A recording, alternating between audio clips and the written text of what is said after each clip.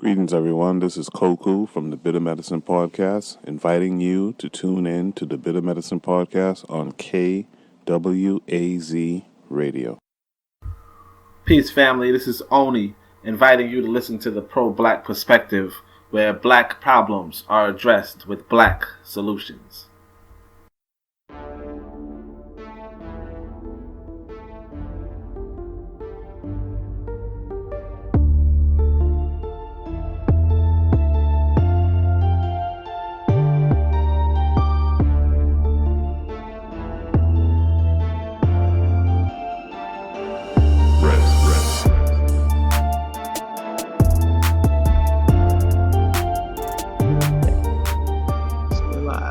All right, welcome to the fourth episode of our interview segment of the Harsh Reality Podcast. And in this segment, we look to bring on professionals, influencers, scholars, and any knowledgeable and interesting individuals to tell their own story and also hear their unique take on the news of the day.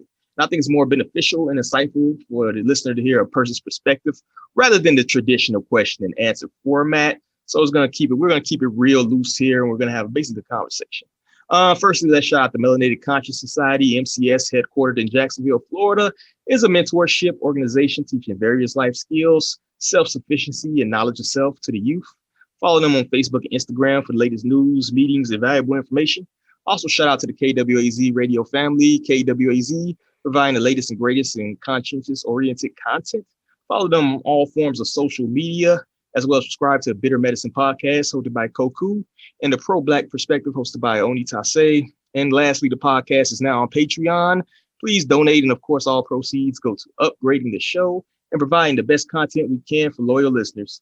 Also, for those looking to be featured in our business spotlight or looking to reach out to drop a comment or any kind of suggestions, please email us at theharshrealitypod@gmail.com. Now, without further ado, let's get to our esteemed guests. And our guest today is the confident, vivacious, and super smart, self-described super smart. I like that quotable. Amy B, going by the handle Amy B the Phoenix on that cesspool known as Twitter.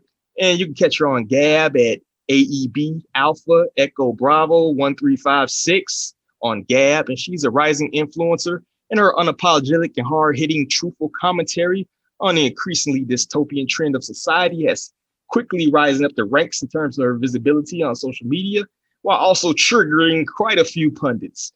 So she's one of my favorite follows on Twitter for sure. And unfortunately, she has graciously accepted my offer to come on the podcast and offer insight on current world events. So Amy, you there? Yes, I am here. Thank you for having me on. Thank you for accepting. So a little bit about myself, aside from being on Twitter, probably a little too much. We're all guilty of that. Yeah.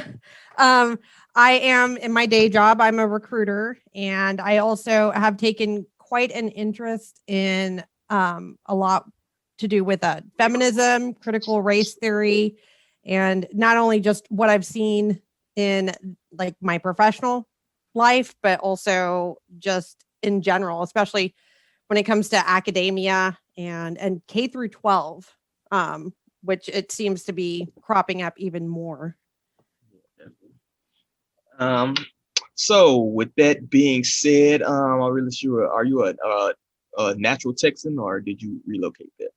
So I relocated there. I'm originally from Arizona, but I've been in Texas for the majority of my life. I grew up in in Texas. I grew up in a pretty rural town, and then went to college also in Texas at Texas State University.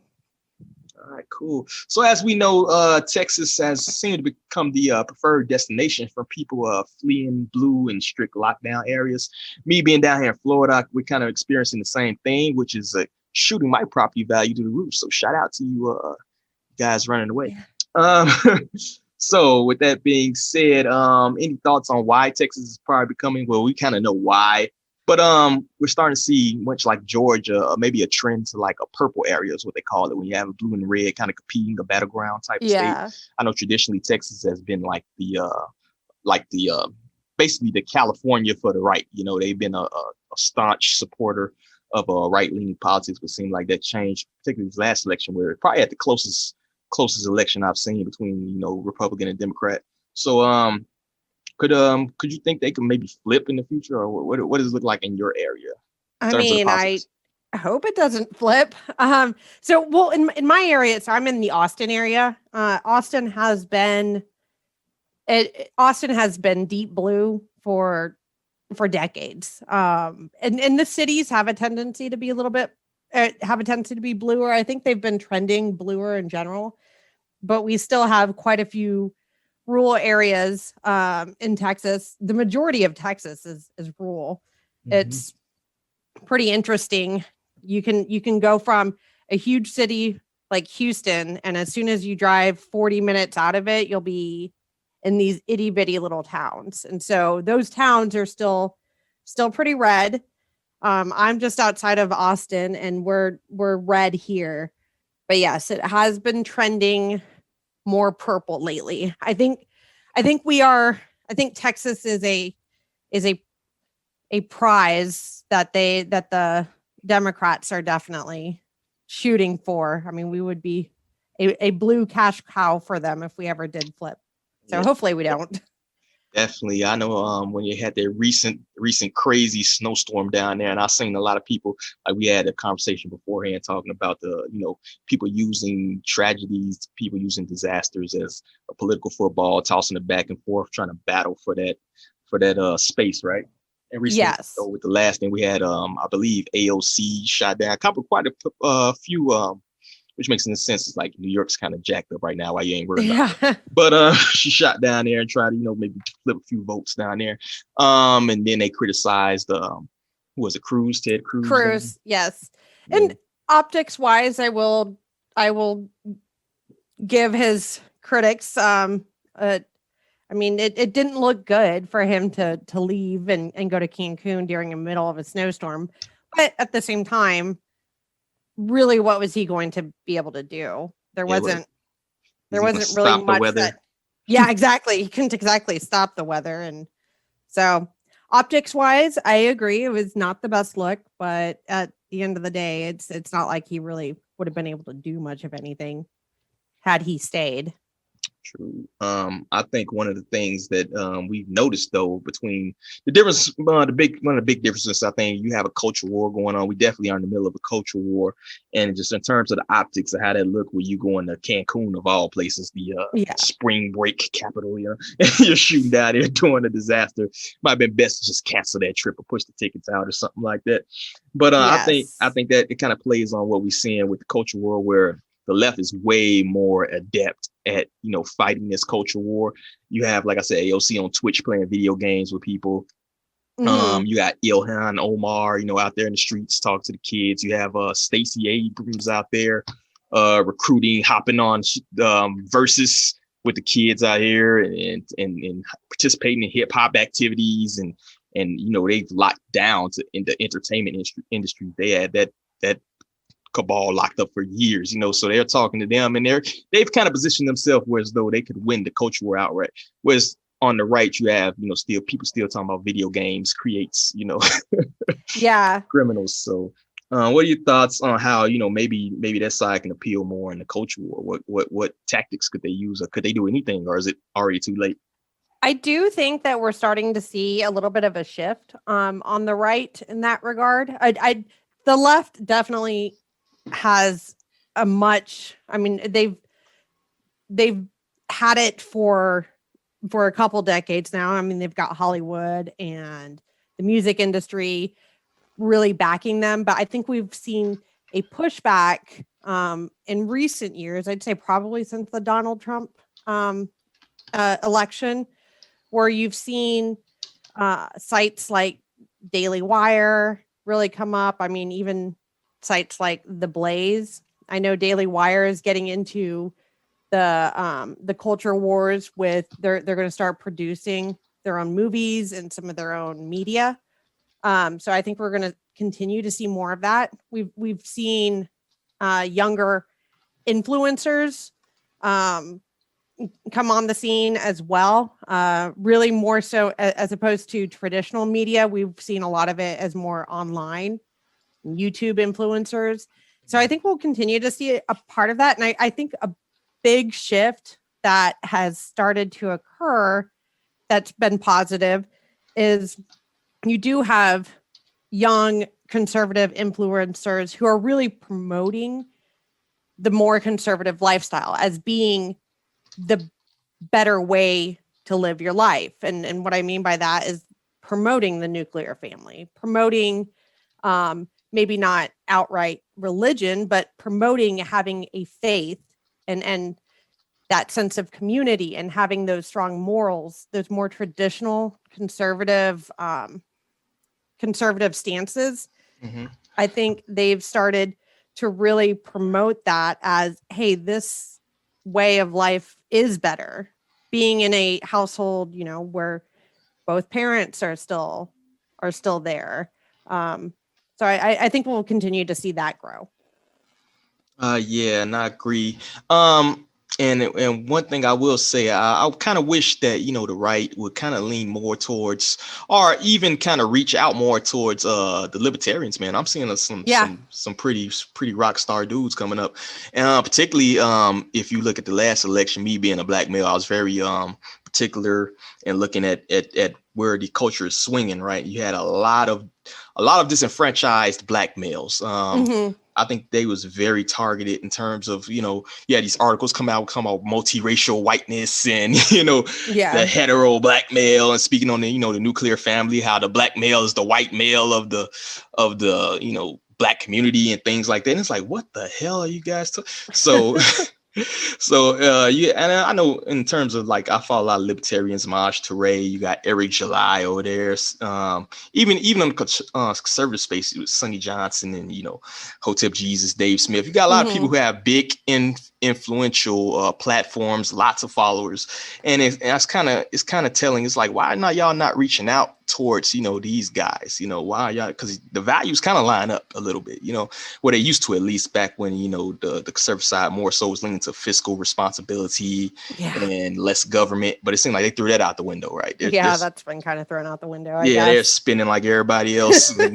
Big government, they don't care anymore. So it seems like, it would make sense for a lot of people to trend more towards, like I said, libertarianism, maybe not so the extreme kind. I know you have the anarcho-capitalists out there, but at least, I think everybody should agree that less government is a little bit better. States' rights is important. So, another thing you hit on there too is spirituality. I was staunch against organized religion. Still to this day, I'm still a little bit kind of, but looking at what happened this past year, you can see that spirituality is very important. And when people, I see a lot of people moving with fear, right? Fear is the worst emotion you can base decisions off of, because it will make you make moves that you could be easily controlled. And it's very telling that the most defiant people seem to be like the traditional Jewish population in New York. They was out there burning masks. And a lot of church folks in general have just been like, we're going to church. We don't care what you're talking about, So that speaks on that too, So I've kind of lessened my stance on that. It kind of, drove me around. I'm more of a spiritual person, but I can see the benefits of believing in something. I don't care what it is. You need to believe in something higher than yourself, right?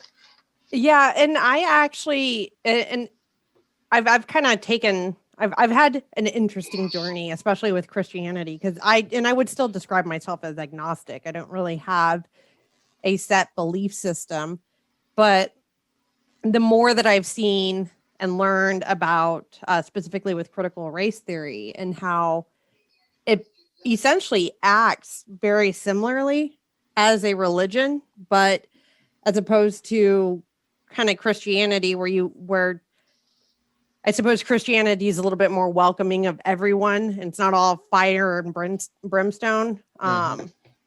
Critical race theory really does have this this evil nemesis. It's like a Calvinistic religion where if you're part of the damned, then if you're whiteness or whatever they want to call it, like if you're part of that damned, then there's no redeeming of yourself. And so it really kind of made me look at religion again, and religion just in general, made me kind of consider that maybe religion is something that people need in their life. Otherwise, they may not have as much of a purpose, I suppose, or a higher power to look to. Yes. I think if you have believe in nothing, they will give you something to believe in. Yeah. They will replace it with, guys in lab coats, Fauci is to trust, Mhm. and Fauci we trust, and that was the creepiest thing throughout this entire pandemic, that where they elevated him to like this, to this almost godlike place. And I just, listening to him reverse himself on so many different topics. First, masks are bad, then masks are good, and then you need double masks, but and then 6 feet, but now it's 3 feet. I mean, and just all throughout this pandemic, people who were like, I guess, true Fauci believers were like, just follow the science. And it's like, the science is obviously drunk and does not know where it's going, because it can't make up its mind. Yes, exactly. It's like they almost treated science like it was a religion, like you said, instead of a mythology, right? It's supposed to be a method for doing it. I had to explain this to this dude I know, because he was talking, science, you need to trust this. I said, why would you trust the science? Yeah, do you hear yourself talking? Do you know what science is? Look at the definition of science. It's not ideology, it's not a religion. And what y'all have did is taken a methodology and deitized it, right? And it's crazy. And when you don't have no one to believe in, I think, like I said, they'll give you something to believe in. The state will give you somebody to believe in, whether it be LeBron James, whether it be Cardi B or Lil Nas, giving lap dances to the devil these days. So, well, and the interesting thing with Fauci is you had these individuals who are true Fauci believers and like always espousing about the science, but as soon as you mentioned any medical expert figure, such as like Dr. Scott Atlas, who had a different point of view, they automatically shut that down as, they're just loony or whatever. And it's like, okay, so what you're saying is only trust the science of the experts that you've decided to follow. Like we're not going to, experts with opposing viewpoints are obviously not to be listened to or considered. And that's very crazy, because if you think about it, one of the main things they tell you, even when getting a medical opinion, is to always get a second opinion, right? Yeah. Always get a second opinion. And when you talk to a lot of these people in regards to, how they feel about, obeying science and things like this, and then you'd be like, so do you know who Carrie Mullis is? And you'd be like, huh? It's the guy that created the PCR test. Do you know anything about cyclothreats? I had recently had, family members tests, go out there, run, get their test for some reason.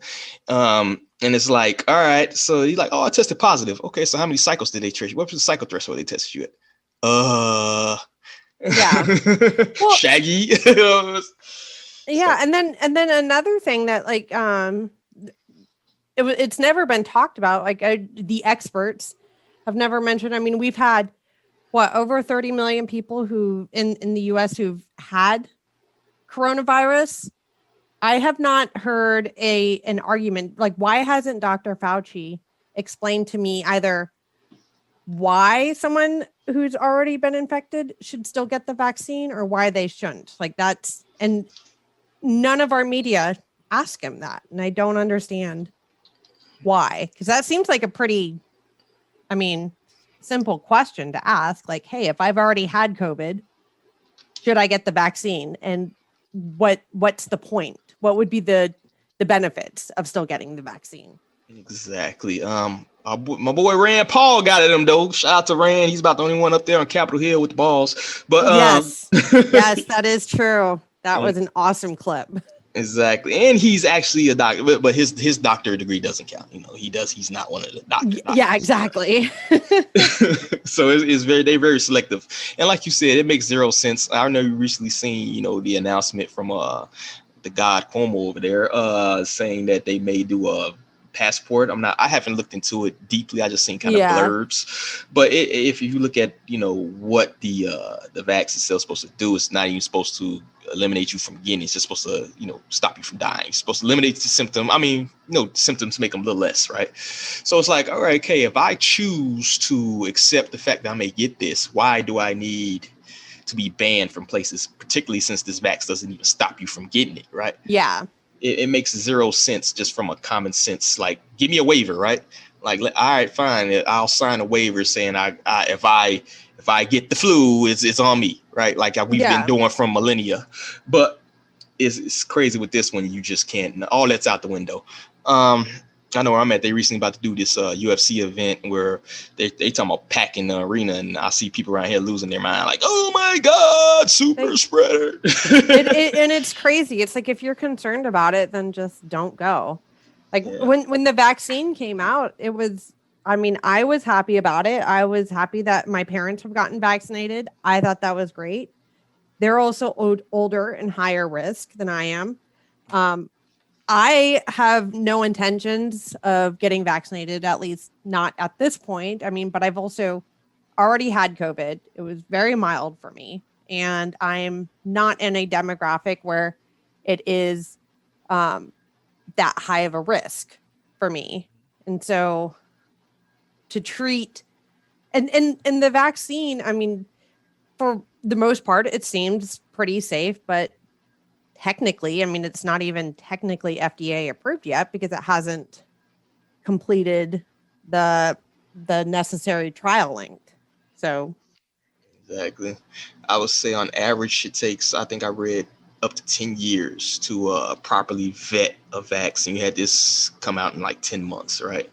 And like you said, you have to weigh your pros and your cons. It should be a choice. If you think about your health level, your age level, you do your research in terms of what your risk level might be, and is it worth it for you to take it? That should be an individual choice. But when you start to push it on people, that's when actually you probably get less people taking it, because now you're pushing it, right? Yeah.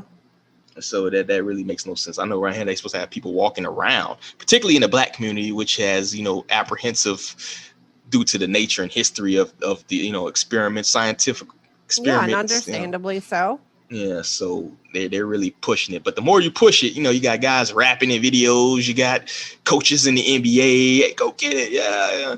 The more you do that, you kind of triggering people's spidey sense, right? So it's like, nah, I don't know about that. I'm gonna wait.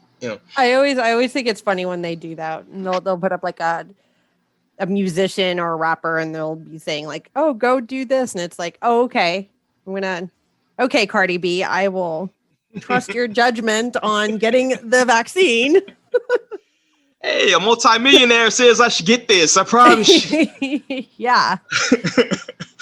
But that leads to be an interesting question. Could they have maybe pushed a little bit farther than you think they can go? Would like the vax passports be like the red pill or the final straw to people? Because we have a lot of tension right now. You got people fighting. I seen one video with the guys in like a shopping center without a mask, and the guy runs up to him and they snatching stuff out of his basket and pinning them up against the wall, and it's like, whoa, it's a lot of crazy stuff going on.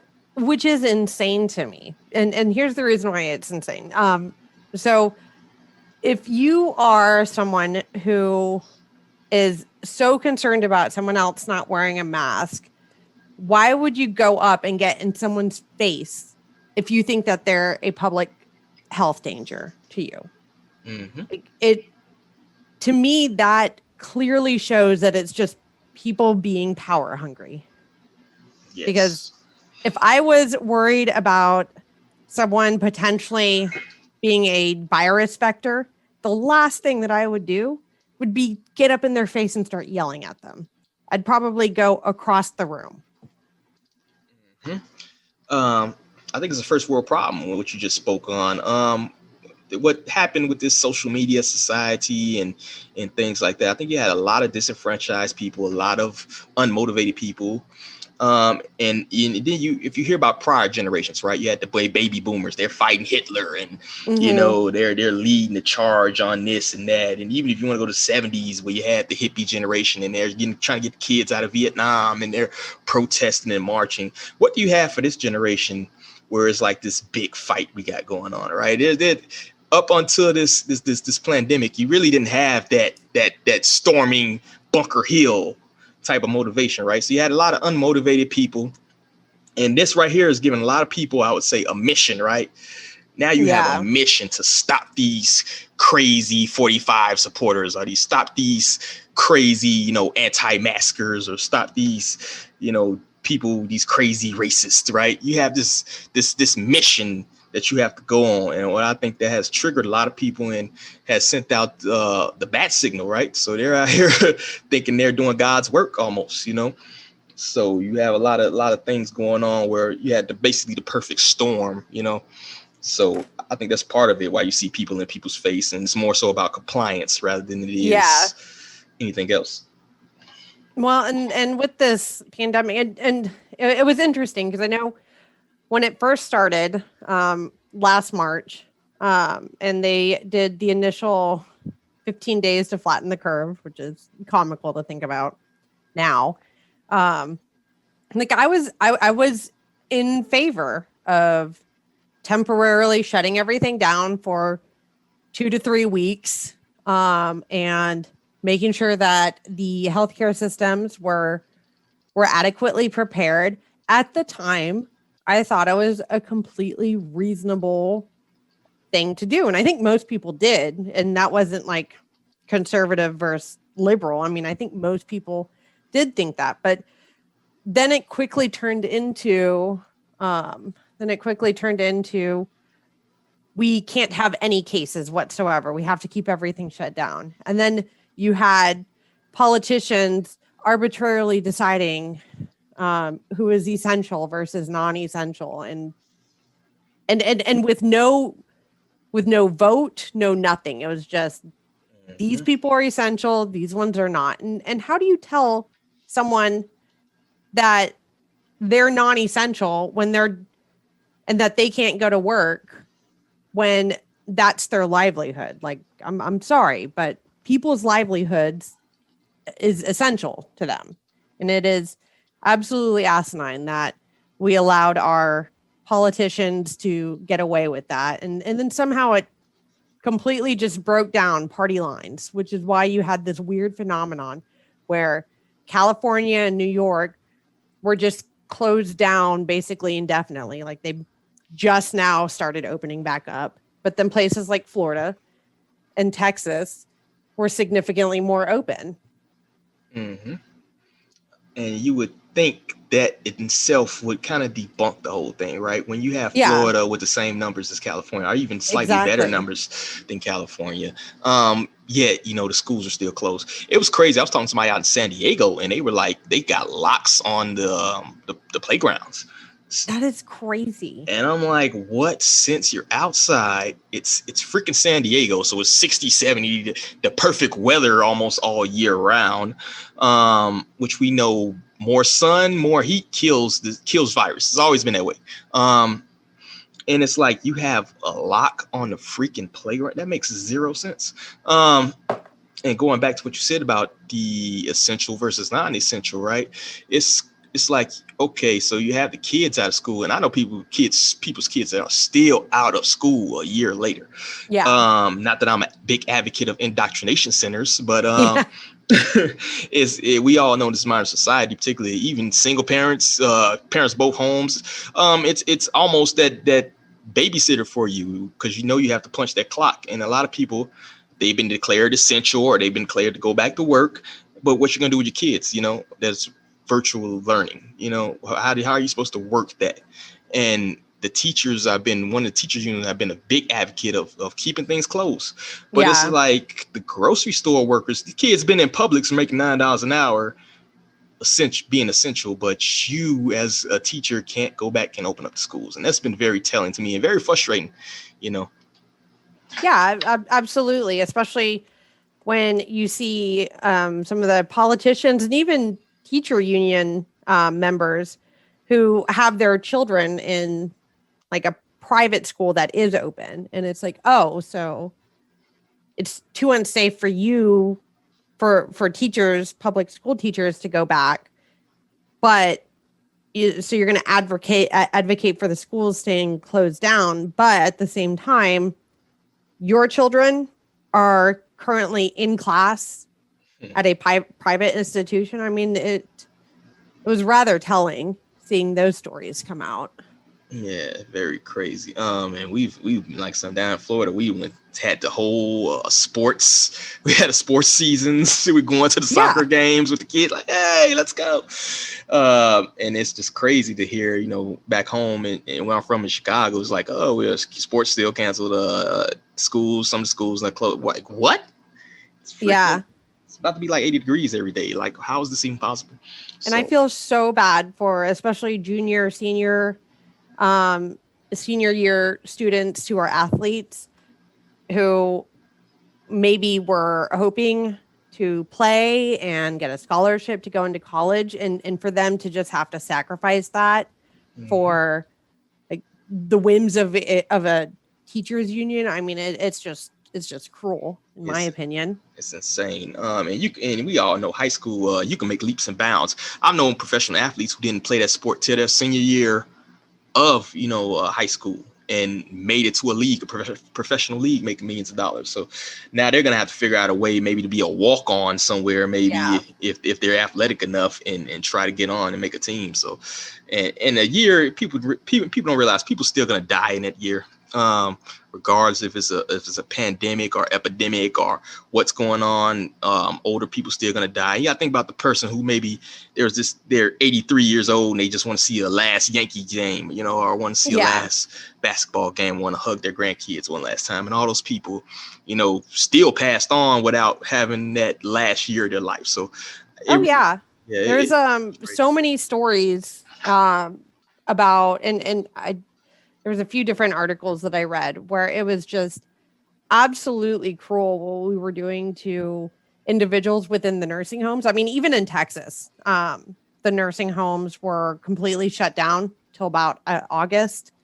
And there were elderly individuals who were passing away without, you know, their kids being able to say goodbye. There were there were elderly individuals who were just being completely isolated from family members, and all done under the auspices of protecting them.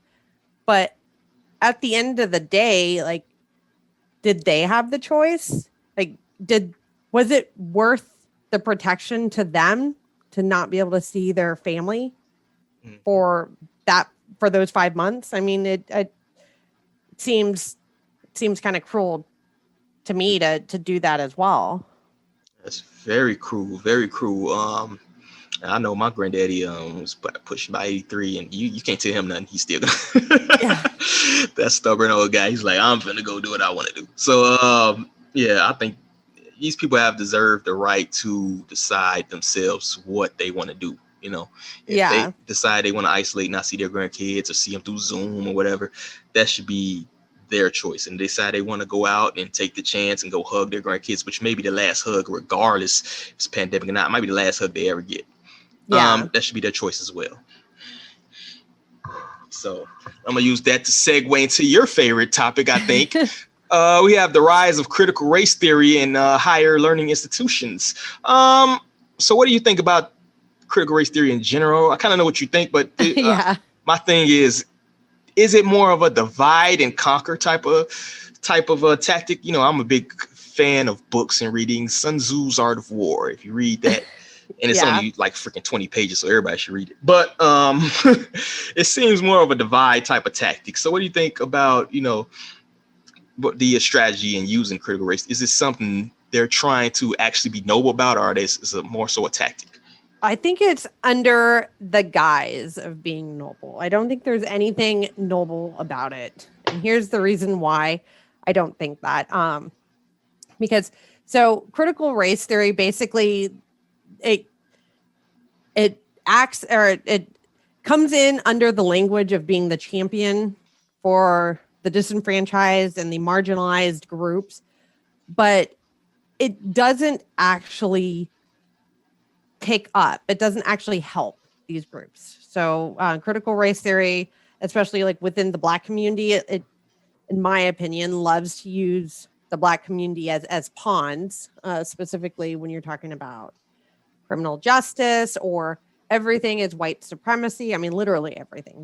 They've managed to take words that had actual meaning, like racist. So racist at one point used to mean that if you were a racist, you thought less of other races. You hated them based on the color of their skin. It had a set definition, but now it has been morphed into basically any type of disparity or any type of difference of outcome. So if like, for example, with the pandemic, there was a higher proportion of Black individuals in relation to white individuals who unfortunately passed away from COVID. Well, that was an example of systemic racism. They would never explain why that was racist, or what it was that, or how it was racist. It was just, there was this difference, therefore it was racist, which to me, it seems more of a strategy to gather power and to basically anyone who disagrees with them, kind of get them to cower. I mean, because no one wants to be called a racist.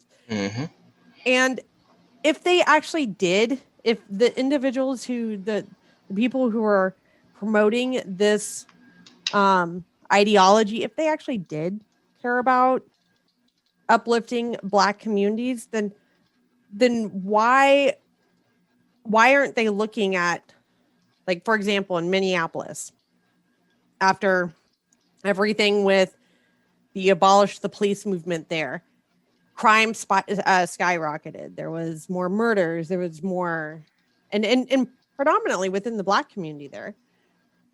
Why didn't they care about that? Like, why wasn't that something that they were concerned about? Or same thing in Chicago. Why is it only one very specific? Why is it in only very specific instances that they care about the Black community or Black victims? Exactly. So that would be my. I think it's more of a way to try to control and yes, and divide and create division between communities than it is to in any way uplift anyone. Exactly. And I have a unique perspective, right? I'm from Chicago. I'm actually from one of the worst neighborhoods in Chicago, called Austin, right? Been number one in murders for however long, right? I've lost several good friends to gun violence, to gang violence, things like that, right? And you hit the nail on the head when you spoke about, the Black communities. When they had the riots last summer, they disproportionately burnt Black neighborhoods, Black stores, Black businesses. I know a girl who couldn't go get diapers for her baby because the local store had been burnt up and she didn't have any transportation. So now, instead of having that one store, whether who owns it or not, it may not be particularly a Black person who owns it, but we all agree, if you know basic economics, having things in walking distance of your, residence increases the value of your house, right?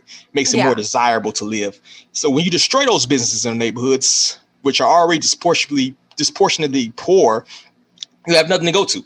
So not only are you killing the property value, but now you're still getting on the bus and going to a neighborhood outside your neighborhood to go shopping now, right? So that makes zero sense to me. And if you look at, the game they kind of play where they say, Black people are dying more from this recent pandemic than any other demographic, any disease that comes through is disproportionately going to affect the community that's at the bottom economically, right? Who doesn't have access to proper health care, who live in food deserts, as they call them, right?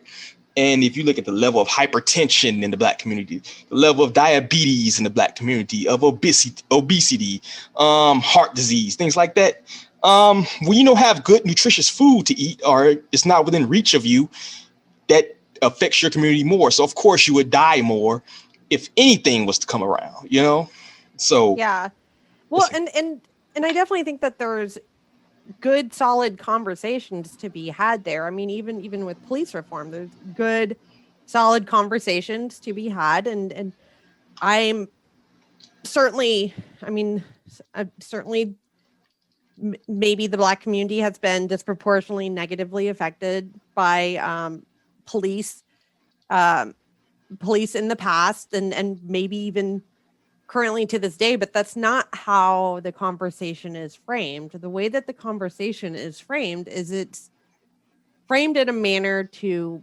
basically um basically go after, whiteness and white supremacy, and frankly, like, one thing that I've always found kind of interesting is with critical race theory, it's like, okay, so if all these white people are white supremacists and it is a white supremacist culture, why would you want to look to that culture to uplift you?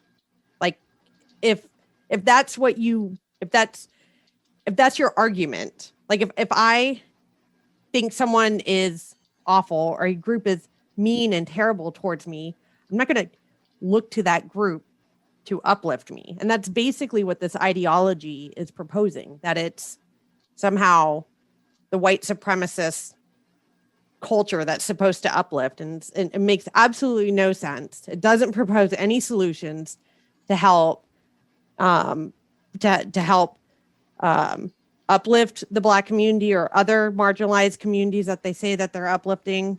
um it basically is just used as a club to, I guess, point out how awful it's all about tearing down. It's not about building anything up. Yes. And even now we see where they're pushing the campaign now of Asian hate, right? Yeah. They've kind of flipped it, right? Everything's about race. And these conversations, that's why I think it was very important for me to have you on. So, I think people don't have these conversations. These conversations are discouraged. I've had the unique perspective of, doing time in the military. I'm from, Chicago, urban environment, neighborhood that's pretty much 99% Black. But yet, I've worked on, different jobs where I'm working in the middle of Midwest cities where it might be like 2 Black people in the whole town, right? And so I've had this unique perspective of being everywhere, being able to mingle, being able to actually conversate with people of different paths. That's why I say traveling, I'd say it's probably the best education you can get. Getting outside of your culture, getting outside of your box and having these conversations where you can see that you have more in common than you have, separate. My neighbor now is a staunch 45 supporter. I'm more so independent, libertarian leaning. I haven't voted for a major party candidate probably since 2008 when old Barry tricked me. But But my neighbor right now, if you come on my property and try to do anything malicious to me or any of my family, he's gonna that same 45 supporters probably gonna put some 223 to you, right? And it's just the fact of the matter is, we've had conversations and we have more in common, being, lower middle class or just a blue collar in a blue collar neighborhood and, having and talking about grilling and lawn care and, what I'm saying? Things like that. And we have more in common than apart. The only thing prior apart is this the voting habits. Other than that, Yeah. So you have those conversations. They would but they discourage. And I think critical race theory is one of the things where you're discouraged from talking about commonality rather than talking about what sets you apart or what's so different about you, which in many cases is probably just your level of melanin or your skin color, Yeah. Well, and what I find really interesting is, especially when you're talking about like mainstream news and national news, a lot of the topic, race is a huge topic that is continuously talked about. And if that was your entire world, you would believe that we're just in this racist culture and whites and Blacks hate each other and that we can't get along. But the fact of the matter is, I live in an extremely diverse community. I've got neighbors of all different ethnicities and races. And you know what? We get along. Like, we like each other. And I think that's probably how the majority of the US is. So I don't Mhm. know why there is this narrative that is so set on trying to tear us apart across racial lines. Yeah, it's almost as what the media is reporting is not in actuality. The simulation is what I call it. It's Yeah. like I'm living in a very diverse neighborhood now too. We have everybody, black families, white families, Asian families, all over the place. And I went, to my neighbor's barbecue the other day. He's sitting out there, we saying hi to, his Asian neighbor walk by, wave at us. Hey, what's going on, man? His Puerto Rican neighbor comes through, brings some, coquito for us to drink, Yeah. like, this doesn't match what you're saying that's going on out here, right? This doesn't match this narrative that you're playing out. Like I said, we have more in common than apart. But if you leave it to, what are they teaching these kids? I even seen one thing where they separating like school kids, elementary school kids, into racial groups. And they have, And that's awful. oppressor group, and they have to talk about, why they are oppressor groups. And then it's crazy these days because you have so many biracial and multiracial kids. Yeah. So what are they? Half in the oppressor group and half in the how does that work?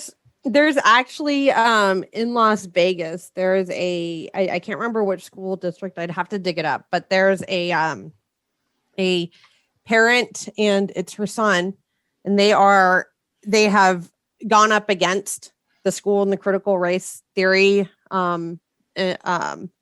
indoctrination that they're teaching. And her son he's mixed race. I believe she's white, and then I believe his dad is black.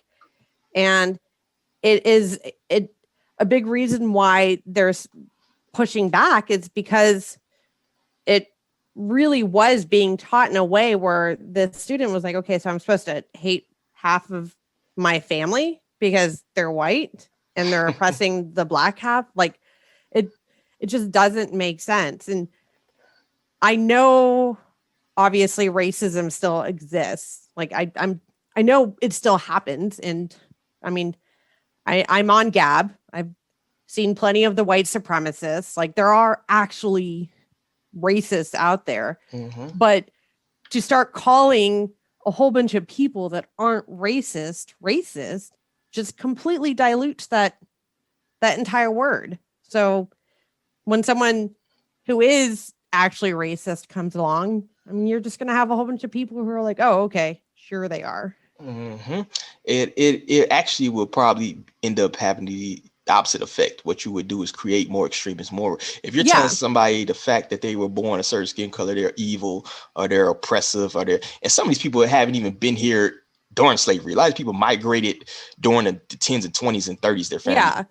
And you're sitting there telling them that they're inherently evil for being born that way and all these other things. What you're going to do is you're going to create extremists. You're going to create, and as you censor them and block them from places, and they can't get any kind of, opposite word. They can't have these conversations that we're having right now, right? Because they're stuck to one area where they're going to be in this echo chamber that turns them to extremists. And I think that might be part of the plan. Yeah, or allow people to make mistakes without making a huge, without turning it into a national scandal. Like for one example that I'll give, there was this teenage girl who, I guess she didn't even use the N-word in a derogatory manner. She just did like a TikTok video and she's like, I have my driver's license now, and then said the N-word. Well, one of her classmates excoriated her. It became a national news story and she got kicked out of college. And it was just, and I'm sorry, you're talking about a 15-year-old girl who it would have just been as easy to like say, hey, that's inappropriate to say that. Mm-hmm. But instead you're going to try to ruin her life. Like that's not going to make anything better. Exactly. You're seeing extreme, and then it's like you're making the music, right? You're making the music where you're repeating these mantras and you're saying N-word every song, and hip hop is the most popular music form in the world, right? You really think these people not riding their cars saying the lyrics to the songs? like they're self-censoring themselves. Um, Yeah. so if Well, you want nobody else to use the word, nobody should use the word, right? yeah. Well, and there was someone on Twitter, I can't remember who it was that said it, but she made a great point where she was like, you have an entire industry that has turned this word from, from something bad to, like, they took that word and they turned it into a powerful word and they made it cool sounding. And then of course you're going to have people who want to emulate that, lifestyle and that coolness. And sometimes some of those people aren't going to be like, they may be a white girl from Tennessee who decides she thinks she sounds cool saying that. Which regardless, I mean, I'm not going to be, I'm not going to say her saying it was wrong or right. I'm not going to argue that. My argument is, like, how are you going to destroy a child over not, she wasn't even calling someone that, like, and then try to destroy her life and destroy her being able to go to college. I mean, it just the punishment doesn't fit the crime. Yes, that's quite ridiculous. Like you said, and that just speaks to this ideology where you have to destroy somebody. It's not enough, like you said, to, okay, you shouldn't say that. We're gonna have this conversation. We're gonna do this. We're gonna do that in the third, and we're gonna teach you that maybe you shouldn't use this hateful word. Maybe you shouldn't use that. Instead, it's like, no, we gotta destroy their life. And I think people have completely lost to words. I think are very important. Knowing the meaning of words is very important. And I think a lot of people equate racism and bigotry. They don't even know the difference. If I'm racist, that's me saying I own a company and I'm not gonna hire, any white people, right? Yeah. And that's racism. That's me stopping you from making a living. But if your neighbor Billy Bob, says, the N-word or whatever, he may be stupid and misguided and may even need an ass whooping, but he's just a bigot. He can't stop you from getting a job. He can't mess up your life in any kind of known way. He's just the average, and they used to have shows about that. You remember, All in the Family back in the day, where you had these national conversations, and it's showing these different. But now you can't even have that conversation. Everything has to be woke media, right? Oh yeah, it's so crazy to watch some, like, even just old movies. Like, even like I was watching Money Talks the other day with Charlie Sheen and Chris Tucker. Oh yes, and even just some of that humor, I was like, I don't even think that this could be made today. I think this would be deemed too racist and stereotypical of the character that Chris Tucker was playing. Or like, I don't know. It's just gotten so sanitized, I suppose. And it's so disingenuous. It's like almost like you could see the quota system. It's like, all right, we gotta have one multiracial person, we gotta have one gay guy, we gotta have 2 lesbians. It's almost like you can check off a list of what this movie or what this particular show or anything needs in order for it to be diverse. Which in reality, we know, like you probably couldn't even have like a show where it's just like a Friends all day. It's like, oh, the cast is all white. Nah, we can't have that. We need it's I mean, and everything's been problematized. And then now you have and now you have I guess woke activists going after, like, company boards, and they're basically going through like, oh, are you diverse enough? Do you have a Black person and an Asian person? What about a transgender person? I mean, we gotta check the boxes. Yeah, exactly. One funny thing, when I first got down, it's a personal story, man. I first got down here in Florida, man, moved down here, and I went to a pool hall, right? I went to a pool hall, shooting a little pool with a buddy of mine, and it was a table next to us, right? It was kind of, some shady looking, like they might do some prison time. A couple, 3 or 4 white guys, right? And they're talking, right? And they are literally calling each other the N-word, right? Like, what up, my nigga? And they say it to each other, right? Yeah. And so I'm like, I don't even know to be offended right now. I don't know what I'm supposed to do. You know, it's like they're calling each other that. But and then that's just kind of my little personal story, but it's just kind of funny. It's like it's to the point where it's like we are looking for reasons to be offended. Like, am I supposed to be offended right now? You know? And that's a terrible place to be as a society where you're always looking for something to be offended about or something to, well, where the races at right now? I know I'm in the South. It gotta be 5-6 races, right? I have people to this day, visit me and they're worried that 45 supporters might run down on them because I'm in Florida. It's like, what? Are you serious? Yeah, it's I don't know if you recall this, but there was I guess, well, periodically they'll bring up how math is racist. And have you heard that? I've heard how IQ period is racist, or how the way they categorize who is like mentally. Oh yeah.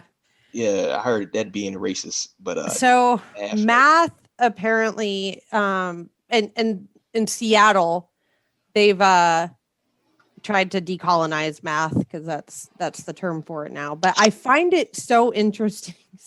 First of all, how is math racist? It's just because there's a disparity in who's doing better versus worse, like as far as the subgroups. It is absolutely ridiculous to then insinuate that it's racist. And frankly, I think it's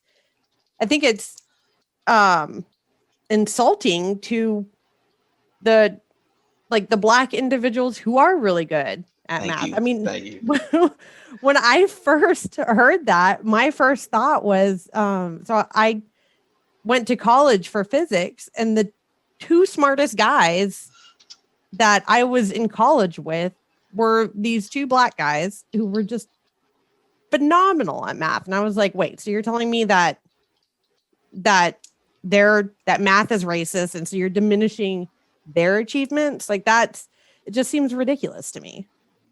Exactly. And truth be told, I think the Asian community is kicking everybody's ass anyway. They are. But the concept of this whole privilege thing itself, it's like the left doesn't realize, or a lot of these, far left liberal, people, I hate to categorize people, but that's who mostly it seems to be. Yeah. Are itself pushing this concept of privilege, of white privilege, and that concept itself is racist. It's exactly. You're saying that you are better and that you have to help the lowly little Black guy lift himself up because you're so and then it's all usually some little college, liberal arts graduate living in his mom's basement, spindly armed little, blue haired guy telling me that he needs to help me, my 6 foot 235 pound Black self living in a nice big home in Florida, and it's like, how are you oppressing? You really think you can oppress me, little guy? Well, and what's crazy to me is that it's those same people that end up being the most racist on Twitter when you have a Black individual who pushes back on, who rejects the critical race narrative. And then it's like, all of a sudden they're like, you're just an Uncle Tom, you're just this. And it's like, oh, so they don't agree with you, so now you're going to start calling them racist names? Okay, that makes sense. And the only time I've ever been called a coon is by a white liberal on Twitter who probably would cross the street if he saw me in real life. And it's like, I can go to the worst areas of Chicago tomorrow and be good, right? With my thoughts, with the way I talk, with my perspective, how I think, I could be good. Or I can go to middle of nowhere, Illinois, in the most redneck bar you can catch and still be good, right? Mm-hmm.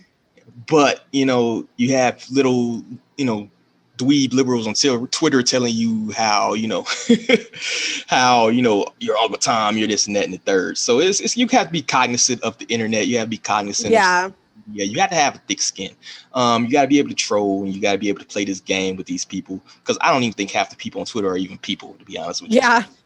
Bots, half of them. So you have to play this game with them and realize that this is not real life. This is just, simulation, Yes, that is definitely true. Let me get to the next topic because I don't want to hold you too long, getting close to this hour here. And I want to talk about the attack on femininity by, destroying the Title IX. We've seen a big push to get, transgenders into, particularly in the female sports. Yeah, well, because I mean, technically all male sports are co-ed. You just don't have, like, football, for example. Any woman in high school can play football. It's just a matter of, unfortunately, men and women have different athletic abilities. So I'm sorry, she's probably just not going to be a linebacker. Like, that's not going to happen. Exactly. We all know we have physical differences, and that doesn't make one better than the other one. No, it doesn't. It's like I can't push a person the size of a watermelon out my, penis. Like, I can't do that. That's amazing to me that you can literally create people. You know what I'm saying? Oh my gosh! Although according to them, even men can have children. We're not going to go. No, they can't. They can't. So it's like you have differences, of course, but that's what makes people great, man. They always preach diversity, but part of being diverse is having different strengths and different weaknesses, right? That's what makes a strong community, it makes a strong family, it makes a strong bond, is being able to pick up each other's weaknesses and strengths. And we all know we naturally have weaknesses and strengths. And it seems that, the only person you're hurting by trying to destroy, these Title IX and put transgender individuals into female sports, you're only hurting the females. It's just crazy. Well, I think that there's this odd so there's this odd move to make it to basically force everyone to adhere to the idea that men can become women, women can become men. Like, you can actually become the opposite sex, and you can't. Like, of course there's going to be transgender individuals, and I absolutely think they should be treated with respect. Like, if I met someone who was a trans woman, I would absolutely be very polite and, refer to them as they preferred to be referred to. But at the same time, I'm not going to go along with this idea that just because they're presenting as a woman, that this now makes them a woman, and that they should have the same access to women only spaces, whether that be sports, whether that be locker rooms, whether that be like women only prison cells, which that is a topic that has come up and that there have been repercussions for. I mean, I'm sorry, there's a difference between men and women, and the sex that you are born, you can't change that. Exactly.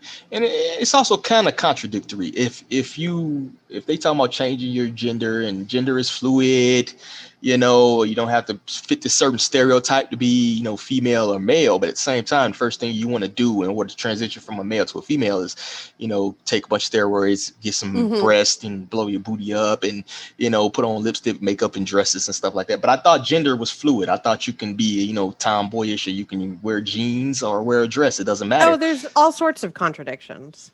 Yeah, it's crazy. It's like, all right, so which one is it? Non-binary, and how does this work? Well, and then another contradiction is like, okay, well, so if you can just choose which gender you are based on, what you feel you are, why doesn't that apply to race? Like, why was Rachel Dolezal? I can never say her last name, but why was Dolezal or something? Dolezal, or like, why was her presenting as a Black person when she wasn't? Why was that so wrong? But someone who is a male presenting as a woman, why are they actually a woman? But like, there's just so many contradictions, and I feel like it's by design. Oh yeah, it's keep everybody confused. It's to keep. I've even thrown out the thing that if you actually go back and look at the history of racial categorization, right? If you look back at it, the whole thing is pretty much pseudoscience. Yeah. We have different Yeah. levels of melanin. We have different phenotypes between us. But, at the end of the day, the reason why they categorize this way is for pure colonialism, imperialism. They wanted to say, oh, we need to help. It's like the liberals of the 1700s. Oh, we got to help the savages and take their land and ration resources and manifest destiny.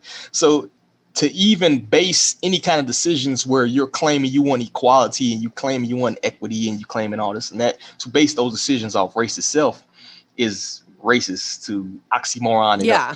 It's like, but you're adhering to pseudoscience. Yeah, I'm a huge proponent of, judging people as individuals, not, by their race or what group they're a part of. Like a person should be like, I don't, when I'm hanging out with my friends, I'm not like, oh, this person's black, I have to treat them this way, or this person is gay, I have to treat them. No, they're just my friends. Like that's how it should be. Like we shouldn't put so much focus on like, I would imagine that the most interesting thing about most people is not going to be the color of their skin. Like, I hope that's not the most interesting thing about me. That would make me pretty damn boring. Exactly. And I think that's a good note to kind of wrap it up. So if you got anything you want to plug, you got any business, got any information, your socials, whatever you want to plug, this is your time to shine. So let me know what you got.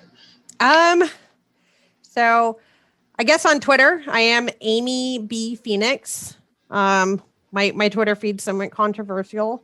As far as any plugs that I have, I don't really have any plugs. I will say that I do have a lovely 3-year-old son. And for anyone out there who doesn't have kids yet, it is the most awesome experience ever. That's all that I have to say, I guess, as far as my plug. And I will agree with you as a man with some daughters. And it's amazing to watch them grow and watch them learn and watch them kind of go into their own personality as it develops and see what part of you can see in them and what part of the, your spouse you see in them. So that's an awesome thing, Yeah. In terms of them just walking around, just throwing things. I got a toddler around there and she's just knocking stuff on the floor all day.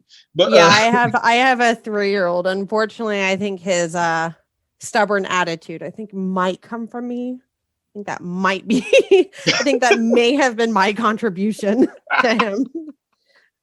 Hey, if he turns anywhere like you, we need more critical thinkers in the world. So salute, keep producing.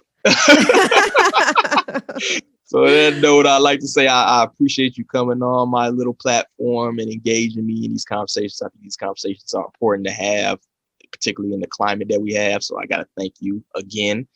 And that's all I got. So on behalf of the staff here at Harsh Reality Podcast, peace. I enjoyed it. You have a great night. All right, you too. All right, bye.